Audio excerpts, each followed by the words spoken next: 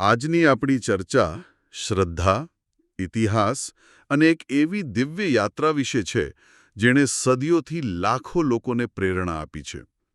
આપણે શ્રીનાથજીના સ્વરૂપની ગાથામાં ઊંડા ઉતરીશું. બિલકુલ. આપણી પાસે જે સ્ત્રોત છે એ આપણને ગોવર્ધન પર્વત પર શ્રીનાથજીના પ્રાગટ્યથી લઈને છેક રાજસ્થાનના નાથદ્વારામાં એમના ભવ્ય મંદિર સુધીની સફર પર લઈ જાય છે. હા, અને આ કથાનું મહત્વ એ છે કે તે માત્ર એક પૌરાણિક વાર્તા નથી, પણ પુષ્ટિમાર્ગીય વૈષ્ણવ સંપ્રદાયનો એક જીવંત ઇતિહાસ છે. તો આપણો હેતુ એ સમજવાનો છે કે ભગવાન શ્રીકૃષ્ણનું આ 7 વર્ષનું બાળ સ્વરૂપ આટલું પૂજનીય કેવી રીતે બન્યું. ચોક્કસ. અને એને બરાબર સમજવા માટે આપણે 3 મુખ્ય તબક્કા પર ધ્યાન આપીશું. પહેલું, શ્રીનાથજીનું આ વિશિષ્ટ સ્વરૂપ શું છે અને એનું પ્રતિકાત્મક મહત્વ શું છે. બરાબર. બીજું, એમના પ્રાગટ્ય પાછળની જે ચમત્કારિક ઘટનાઓ છે એ. અને ત્રીજું, જે સૌથી નાટકીય ભાગ છે, ગોવર્ધનથી નાથદ્વારા સુધીની ઐતિહાસિક યાત્રા. તો ચાલો સીધા જ પહેલા મુદ્દા પર આવીએ. શ્રીનાથજીનું સ્વરૂપ.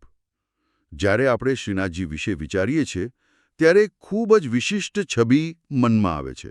આપણા સ્ત્રોતો એનું વર્ણન કેવી રીતે કરે છે? સ્ત્રોતોમાં વર્ણન ખૂબ જ સ્પષ્ટ છે. આ ભગવાન શ્રીકૃષ્ણનું 7 વર્ષનું બાળ સ્વરૂપ છે.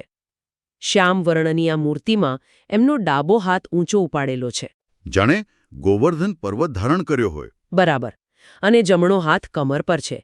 એમનું મુખારવિંદ એટલું ભાવવાવાયી છે કે ભક્તોને લાગે કે તેઓ સીધા એમની સાથે વાત કરી રહ્યા છે. આ કોઈ રાજાનું સ્વરૂપ નથી, પણ એક નટખટ પ્રેમાળ બાળકનું સ્વરૂપ છે. એટલે કે આ સ્વરૂપ ભક્તોને રક્ષણનું વચન આપે છે. પેલો ડાબો હાથ જે ઊંચો છે એ ગોવર્ધન લીલાની યાદ અપાવે છે. પણ મને અહીં એક વાત વધુ રસપ્રદ લાગે છે. બાળ સ્વરૂપની પૂજા. મોટાભાગે તો ભગવાનના પ્રૌઢ સ્વરૂપોની પૂજા થાય છે. બાળ સ્વરૂપ પર આટલો ભાર કેમ? આ ખૂબ જ મહત્વનો મુદ્દો છે. અને જુઓ, આ જ પુષ્ટિમાર્ગના દર્શનનું હાર્દ છે.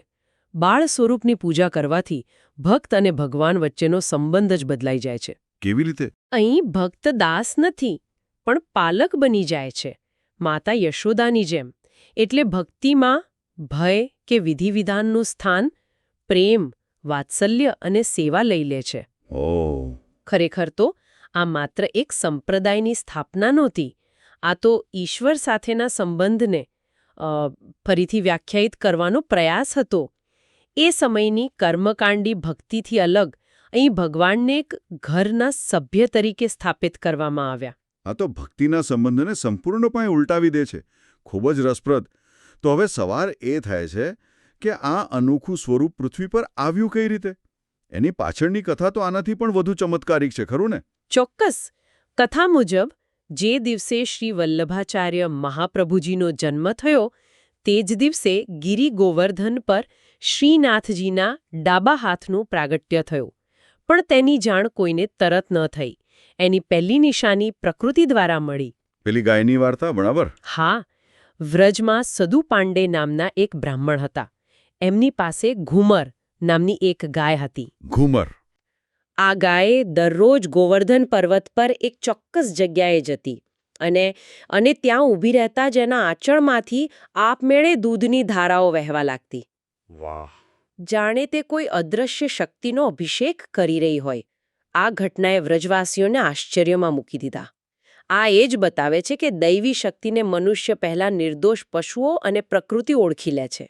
અને આ ઘટના પછી જ શ્રી વલ્લભાચાર્યજીને સ્વપ્નમાં આદેશ મળ્યો. બરાબર.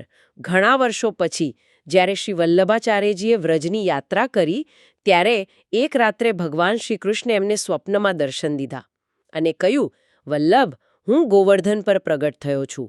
ત્યાં આવીને મારું સ્વરૂપ પ્રગટ કરાવો અને મારી સેવાનો પ્રકાર જગતને સમજાવો. આ કોઈ સામાન્ય સ્વપ્ન નહોતું. ના, બિલકુલ નહીં. આ તો એક દિવ્ય આદેશ હતો. અને આ આદેશ મળ્યા પછી તેઓ ગોવર્ધન પહોંચ્યા અને તેમણે એ જ જગ્યા શોધી કાઢી જ્યાં પેલી ગાય દૂધ ચડાવતી હતી. ત્યાં ખોદકામ કરાવ્યું અને ના, સંપૂર્ણ સ્વરૂપને ભૂમિમાંથી બહાર આવતા અને સ્થાપિત થતા વર્ષો લાગ્યા. આ દર્શાવે છે કે દૈવી પ્રાગટ્ય પણ ધીરજ અને સમયની માંગ કરે છે. જ્યારે સંપૂર્ણ સ્વરૂપ પ્રગટ થયું ત્યારે તો સમગ્ર વ્રજમાં ઉત્સવનો માહોલ છવાઈ ગયો. પણ મને એક પ્રશ્ન થાય છે, ભગવાને પોતાને પ્રગટ કરવા માટે શ્રી વલ્લભાચાર્યજી જેવા મધ્યસ્થીની પસંદગી કેમ કરી? તેઓ સીધા જ પ્રગટ કેમ ન થયા? આ એક ઊંડો પ્રશ્ન છે. જો શ્રી વલ્લભાચાર્યજીને મળેલો આદેશ માત્ર મંદિર નિર્માણ માટે નહોતો, તે પુષ્ટિમાર્ગીય સેવા પ્રણાલીની સ્થાપનાનો પાયો હતો. એટલે કે સેવા કેવી રીતે કરવી એ સમજાવવા માટે. બરાબર. ભગવાન પ્રગટ થાય પણ એમની સેવા કેવી રીતે કરવી, એમને શું ભોગ ધરાવવો, કેવા શણગાર કરવા, આ બધી જ વ્યવસ્થાને એની પાછળનું તત્વજ્ઞાન સમજાવવા માટે એક આચાર્યની જરૂર હતી. શ્રી વલ્લભાચાર્યજીએ એ ભૂમિકા ભજવી. સમજાઈ ગયું. તો ગોવર્ધન પર સેવા પૂજા સરસ રીતે ચાલતી હતી, પણ પછી પરિસ્થિતિ બદલાઈ. મુગલ શાસનનો ખતરો વધવા લાગ્યો. હા, અને મંદિરો પર હુમલા થવા લાગ્યા. એટલે ખૂબ જ મોટો અને મુશ્કેલ નિર્ણય લેવો પડ્યો. શ્રીજી બાબાને વ્રજમાંથી ક્યાંક સુરક્ષિત જગ્યાએ લઈ જવાનો. આ તો ખૂબ જ અઘરું હશે. ખૂબ જ. આ નિર્ણય લેવો સહેલો નહોતો. આ માત્ર એક રથયાત્રા નહોતી, તે શ્રદ્ધાની એક અગ્નિ પરીક્ષા હતી. વિચારો, સેંકડો વર્ષોથી જે સ્વરૂપ વ્રજની ઓળખ હતું, એને રાતોરાત ગુપ્ત રીતે એક રથમાં બિરાજમાન કરીને અજાણ્યા પ્રદેશ તરફ લઈ જવું પડ્યો. કેટલો સમય ચાલી આ યાત્રા? લગભગ 2-2.5 વર્ષ સુધી. રસ્તામાં મુગલ સૈનિકોનો ડર, ભક્તોની વ્યાકુળતા અને ભવિષ્યની અનિશ્ચિતતા, આ બધાની વચ્ચે આ યાત્રા ચાલી. 2-2.5 વર્ષ? આ તો ખૂબ લાંબો સમયગાળો કહેવાય. હા, અને આ યાત્રા પોતે જ એક ચાલતું ફરતું તીર્થ બની ગઈ હતી. રથ જુદા જુદા રાજ્યોમાંથી પસાર થતો, જ્યાં પણ રોકાણ કરતો ત્યાં એક કામચલાઉ મંદિર ઊભું કરી દેવાતું. આસપાસના હજારો ભક્તો દર્શન માટે ઉમટી પડતા. એક અદ્ભુત દ્રશ્ય હશે. ચોક્કસ. એક તરફ અનિશ્ચિતતા તો બીજી તરફ અતૂટ શ્રદ્ધા. તો આટલી લાંબી યાત્રા પછી તેઓ પોતાની મંઝિલ સુધી પહોંચી રહ્યા હતા, જે મેવાડનું રાજ્ય હતું. પણ પછી કંઈક એવું બન્યું જેની કોઈએ કલ્પના પણ નહોતી કરી, ખરું ને? બિલકુલ. જ્યારે રથ મેવાડ રાજ્યના સિંહાણ નામના એક નાના ગામ પાસે પહોંચ્યો, ત્યારે રથનું પૈડું અચાનક જમીનમાં ખૂંપી ગયું અને રથ ત્યાં જ અટકી ગયો. શું વાત છે! હા, આ કથાનો શીર્ષ બિંદુ છે. ડવનબંધ બળદો જોડવામાં આવ્યા, સેંકડો લોકોએ ધક્કો માર્યો, પણ રથ 1 ઇંચ પણ આગળ ન ખસ્યો. દિવસો સુધી પ્રયત્નો ચાલ્યા. પછી? ત્યારે ત્યાંના ગોસ્વામીને સમજાયું કે આ કોઈ યાંત્રિક ખામી નથી. આ તો શ્રીજી બાવાનો પોતાનો નિર્ણય છે. તેમણે અહીં જ રોકાવાનો સંકેત આપ્યો છે. મને એક વિચાર આવે છે કે જો ભગવાને પોતે જ સ્થળ પસંદ કર્યું, તો તેમણે એક નાનકડું ગામ જ કેમ પસંદ કર્યું? મેવાડના રાજા તો એમને ઉદયપુરમાં સ્થાપિત કરવા માંગતા હતા. કોઈ મોટું રાજ્ય કે રાજધાની કેમ નહીં?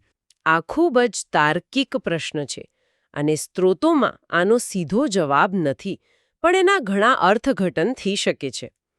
એક દ્રષ્ટિકોણ એ છે કે ભગવાને બતાવ્યું કે તેઓ રાજકીય શક્તિ કે ભૌગોલિક કેન્દ્રોના મોહતાજ નથી. જ્યાં ભક્તિ, ત્યાં ભગવાન. બરાબર. તેઓ ત્યાં નિવાસ કરે છે જ્યાં સાચી ભક્તિ હોય, પછી ભલે તે એક નાનકડું ગામડું જ કેમ ન હોય.